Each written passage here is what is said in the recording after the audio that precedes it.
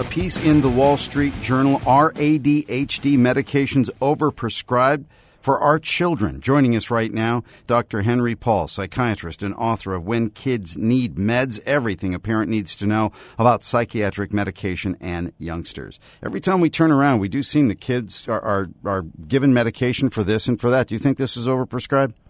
I do not think medication for psychiatric disorders is overprescribed. In general, I think if we really looked at the numbers, we'd know that close to 3 million kids suffer from severe mental disturbances, in addition to another whole many millions suffering from mild to moderate ones. And in general, children are very undertreated. Despite the headlines and despite the Internet often fallacious stories, kids are not treated, not only medication-wise, but they're not treated in general enough. There's a shortage of child and adolescent psychiatrists, a shortage of diagnoses being correctly made. So overall in the country, there's a lack of treatment.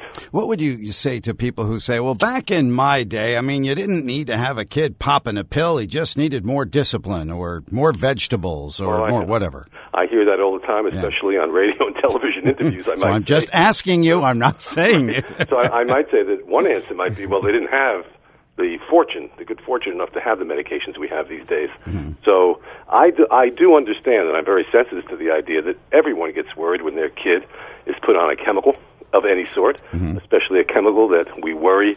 We're not quite sure how it works. There's a developing young brain there.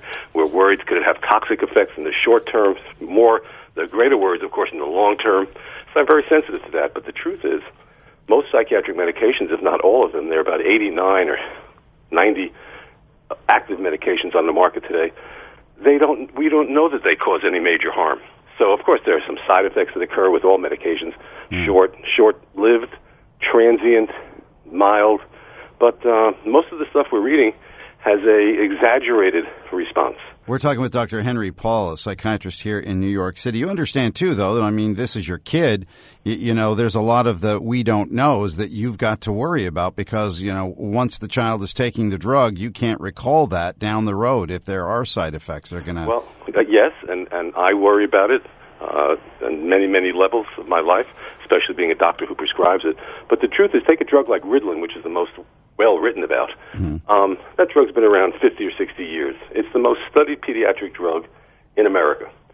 We have not seen, over the 50 or 60 years, any long-term negative consequences of it. So somebody said, well, it could happen later. Well, frankly, it seems not a quite logical argument. Of course, some kids who take Ritalin get a little nauseous. Some get a headache. Some have a decreased appetite. But the truth is, long-term studies show that it helps when you're taking it. It helps treat the symptoms of ADHD during the time that you're taking it, and thus it helps children develop better because they're not plagued by the symptomology.